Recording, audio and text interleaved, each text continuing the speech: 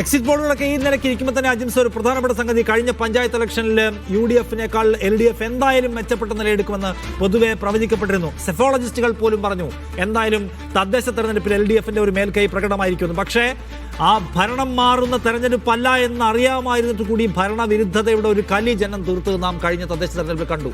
അപ്പോൾ അത് ആ കലി അവിടെ കുത്തി തീർന്നോ, അതോ ഇനിയും അത് ആവർത്തിക്കാൻ കാത്തിരിക്കുകയാണോ? ലോക്സഭാ തെരഞ്ഞെടുപ്പിൽ ലെഫ്റ്റിനെ തോൽപ്പിച്ചത് ആവേശത്തോടെ വോട്ട് ചെയ്ത് തോൽപ്പിക്കുകയായിരുന്നു, വെറുതെ തോൽപ്പിക്കുകയല്ല. നോക്കൂ, ആലത്തൂര് പോലെയുള്ള ഒരു മണ്ഡലത്തിൽ അവിടെ അവരുടെ രാധാകൃഷ്ണൻ എന്ന് പറയുന്ന ഏറ്റവും പോപ്പുലറായ ജനസ്വീകാരനായ നേതാവിനെ 20,000-ൽ താഴെ ഭൂരിപക്ഷത്തിൽ ചുരുക്കിയ വോട്ടിംഗ് ജയിച്ചവരുടെ കഥ പറയുന്നത്. അപ്പോൾ ആ നിലയ്ക്കുള്ള ഭരണവിരുദ്ധത സമീപകാല തെരഞ്ഞെടുപ്പുകളിൽ പ്രകടമാണ്.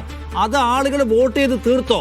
അതിനുശേഷം തദ്ദേശ തെരഞ്ഞെടുപ്പിന് ശേഷമുള്ള ഒരു 3-3.5 മാസക്കാലം കൊണ്ട് വളരെ ആസൂത്രിതമായിട്ടുള്ള ഒരു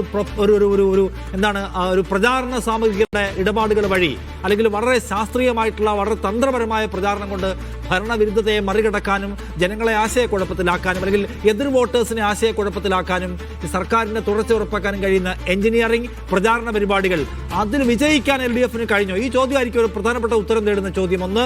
രണ്ടാമത്തേത്, ഈ തെരഞ്ഞെടുപ്പിന്റെ പ്രധാനപ്പെട്ട സവിശേഷതകളിലൊന്ന് അജിംസ് നേരത്തെ പറഞ്ഞതുപോലെ BJP എത്ര സീറ്റുകളിൽ മുന്നേറ്റമുണ്ടാക്കും, എത്രയിടത്ത് ജയിക്കും, എത്രയിടത്ത് അവർ 2ാം സ്ഥാനത്ത് വരും, ഈ ചോദ്യമൊക്കെ പ്രധാനമാണ്.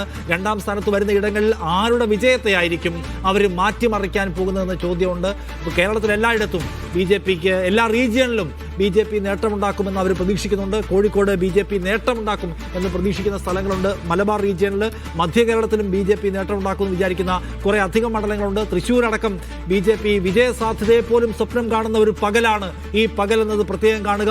തിരുവനന്തപുരത്തേക്ക് പോയാൽ കഴക്കൂട്ടത്തും അല്ലെങ്കിൽ നേമത്തുമെല്ലാം BJP ഇപ്പോഴും വിജയപ്രതീക്ഷ വെച്ച് പുലർത്തുകയാണ്. അതുകൊണ്ട് BJP ഇത്തവണ നമ്പർ ഉണ്ടാക്കിയാലും അത്ഭുതപ്പെടാനൊന്നുമില്ല.